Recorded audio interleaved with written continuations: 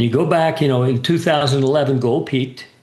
Its performance dropped after that, especially in 2013. That's when gold really started to collapse in price. So its relative performance to the S&P was in collapse mode then. Dropped down toward 50%. Since 2011 through 15, when it made its price low in 15, you can plot from rally highs on that spread. You'll see where gold surged in performance and then pulled back, surged in performance. But it built a large, now 11-year wide base that any guy with a crayon and a ruler could plot if he were plotting the spread chart. You are now out above the 4-point trend line that defines that base. In other words, you close the month, 5 days trading days left, because there's a holiday next week, 5 trading days left, up at 60% or higher, and right now we're about 62, I think, at last I checked, and maybe even higher than that. Analysts say recent commodities market moves reflect the early stages of major bull cycles, indicating a fundamental shift rather than a temporary rally. With oil, metals, and raw materials industries reviving, investors are watching the precious metals market for confirmation. Michael Oliver says these signals are already clear, especially in the silver to gold spread, which has steadily formed a multi-year basis and is nearing a significant breakthrough threshold. Oliver notes that underlying momentum indicators have already exceeded thresholds that predict approaching trend reversals. Despite spot prices' continuous movement, this technical context suggests gold will break an 11-year S&P 500 trading range, according to Michael Oliver. Such events have caused multi-year upward swings in gold and silver, but silver has usually responded more strongly after the spread is confirmed. In 1979 and 2010, silver did more than rise in value. After sustained underperformance, it accelerated rapidly. Oliver underlines that the $50 barrier is irrelevant in the current financial climate. A more true valuation is far higher after decades of currency devaluation. His current arrangements reflect those that preceded copper's shift and led to new price regimes, quick, decisive actions with little room for latecomers. Michael Oliver expects a silver regime shift soon. Long-term momentum configurations across periods suggest breakout intent before price confirmation. After crossing the final threshold, he expects silver to rebound to the triple-digit area as years of undervaluation are reversed. Oliver believes silver might outperform all other commodities in the coming years, as the commodities sector strengthens and capital shifts into physical assets. Michael Oliver's interview excerpts follow. To receive updates quickly, subscribe to our channel and enable the notification chime. Thank you, and enjoy the video. Price charts, they draw lines, they look for, quote, structures, meaning like a 3-point uptrend line or a floor that's been used repeatedly by a stock or an index, etc. And when those break, they think, okay, that's actionable. We applied the same concepts to momentum with some sophistication. We use parallel channel analysis and so forth. But why don't we focus on price? And the reason is that invariably, 99% of the time, maybe I'm exaggerating a bit, but probably not, when a market makes a top or a bottom, it is most clear on momentum well before price smacks you in the face. Okay. And usually, like a stock market bear, you're 20, 30% off the high before the public even wakes up to the reality that it isn't just a correction, and momentum will have spoken first. This is true with gold, commodities, stock market. It doesn't matter which market we apply it.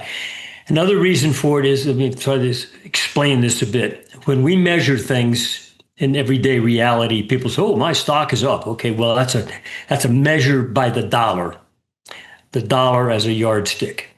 And I don't mean dollar versus the euro or dollar versus the yen. I'm talking about dollar is real buying power. And we know that every decade, if you look at an M2 chart and you go from January of 60 to January 70, January 70, January 80, and measure how much it's grown, you'll find it's like 80 to 90% every decade, quantity of money. So that means prices that have gone up that much really aren't making money. All you're doing is keeping up with the decay in a piece of paper. Okay. So how do you divorce yourself from that in your analysis? Because your analysis using price charts, meaning a piece of plastic currency, yen, euro, whatever you're using, is changing all the time. You don't factor that in. And so, you bought a stock at $10 and it's at 20, you're not really making money over a decade. You break even. Uh, what we try to do to take a partial step away from using a fiat currency as your yardstick is to run momentum studies of the market itself. Now, what do I mean? Everybody plots moving averages on price charts. Long-term averages, short-term, all this stuff. And what they think when it crosses over or under, it's important. It often isn't.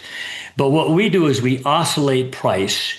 Let's say, what's this month's high in the S&P, low and close this month on a monthly bar? How is that in relation to, let's say, a three-quarter moving average? Is it above it or below it?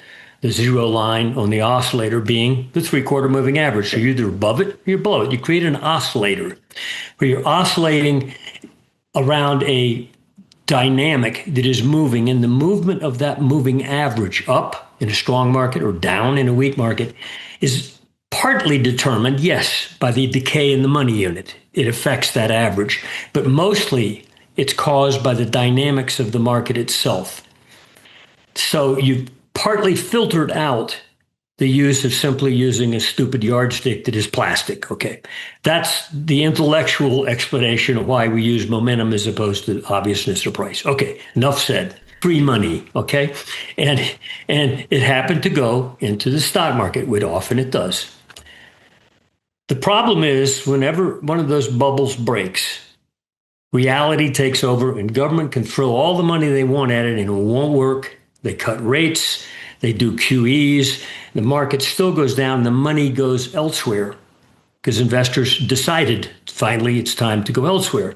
And one of those places has always been gold, period, exclamation point. The 29 to 32, you couldn't buy gold because Roosevelt, illegalized it. Okay, it was banned, seized. But home stake mining went up like 1,000%. Okay, when the market dropped 80-something percent. Okay, so anyway, right now we want to measure that spread because we want to know when there's a technical breakout that says, okay, not only is gold doing better than the S&P, like it has actually over the last 2 years dramatically, but it's broken out through something significant. And when you plot that spread chart, and you go back, in 2011, gold peaked. Its performance dropped after that, especially in 2013. That's when gold really started to collapse in price. So its relative performance to the S&P was in collapse mode then. Dropped down toward 50%. Since 2011 through 15, when it made its price low in 15, you can plot from rally highs on that spread. You'll see where gold surged in performance and then pulled back, surged in performance. But it built a large, now 11-year wide base that any guy with a crayon and a ruler could plot if he were plotting the spread chart. You are now out above the 4-point trend line that defines that base. In other words, you close the month, 5 days trading days left, because there's a holiday next week, 5 trading days left, up at 60% or higher. And right now we're about 62, I think, at last I checked, and maybe even higher than that. You got a breakout. So with that spread chart saying, if you just walked into the room and somebody plopped that on the table in front of you and didn't tell you what it was, you'd say, hey, this is breaking out. I got to buy this. Okay. What it's telling you is this is a fresh, massive multi-year breakout of one asset versus another. Meaning for the people who argue, hey, gold's old, it's overdone. Elliott Wave says we got to do this, that. It's only just begun. That spread is announcing this relationship is now breaking out. Money's now going to flow freshly into gold, even more than you've seen, and out of the stock market. So that spread is a table pounder. It says from an investment perspective, you better reorient your investments fully because one category is now going to beat, not just marginally beat the S&P, but beat the pants off of it again. Something's happening to cause that. Michael contends that the market is transitioning into a phase in which conventional correlations among metals, equities, and bonds are disintegrating, fostering an environment conducive to significant movements in tangible assets.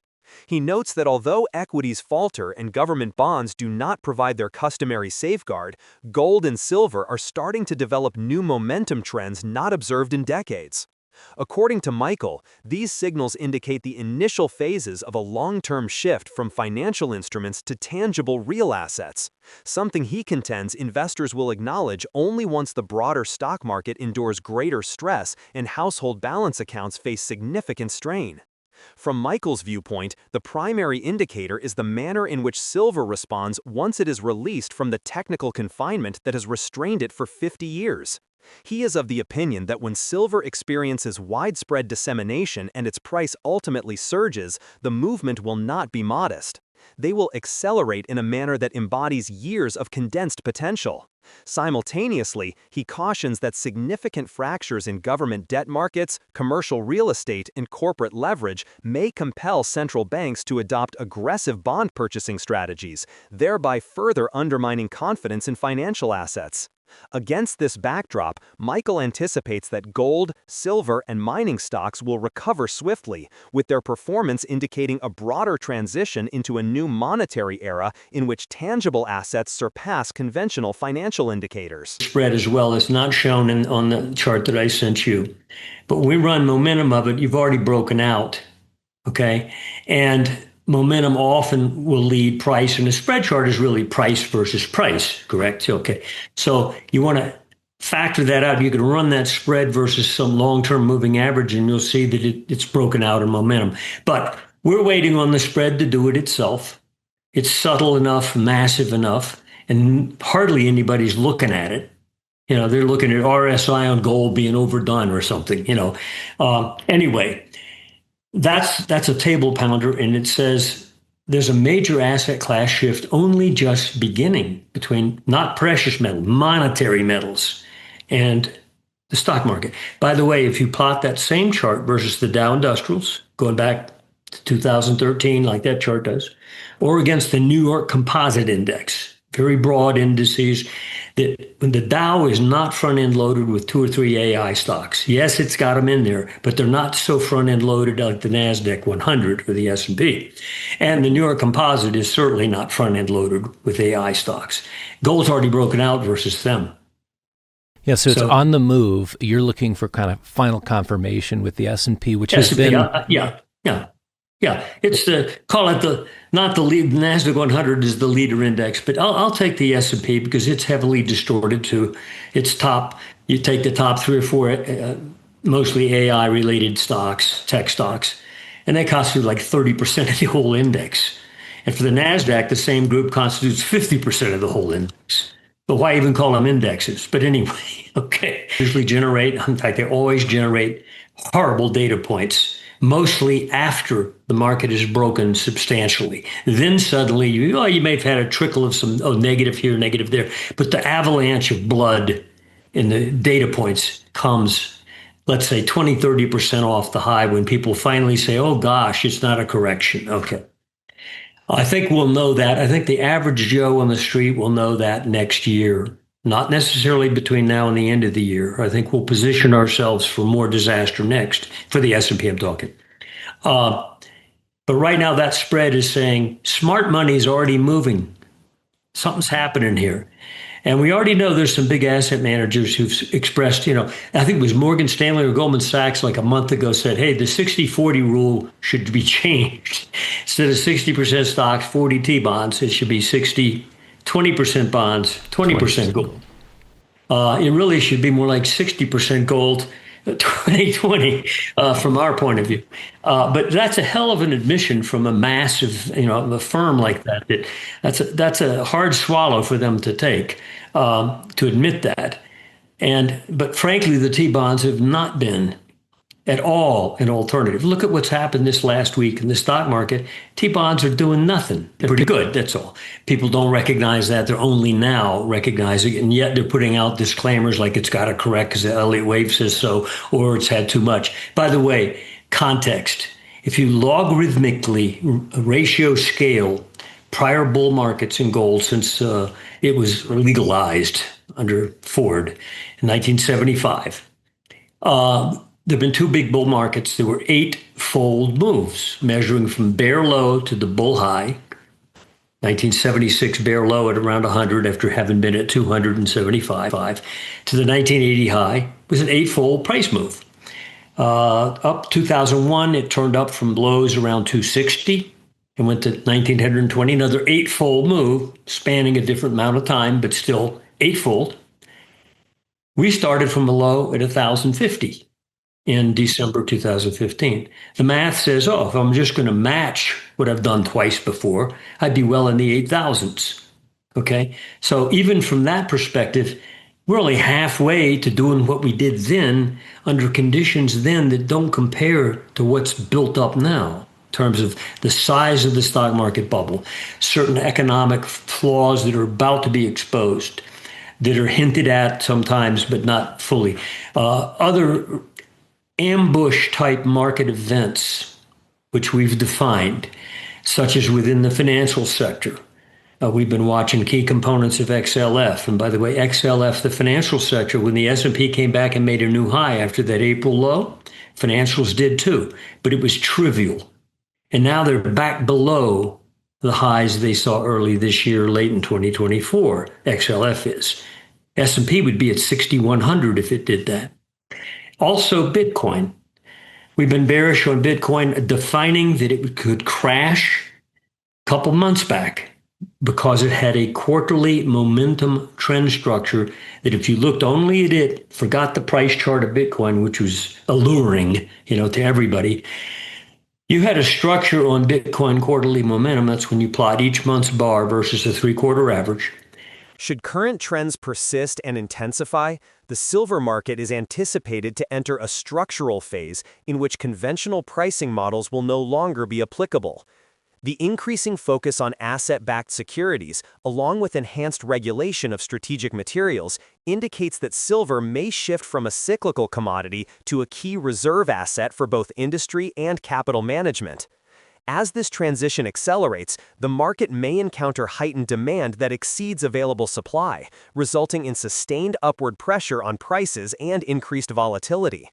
Over the coming years, the strategic importance of silver is anticipated to increase significantly as governments, manufacturers, and institutional investors vie for limited supplies.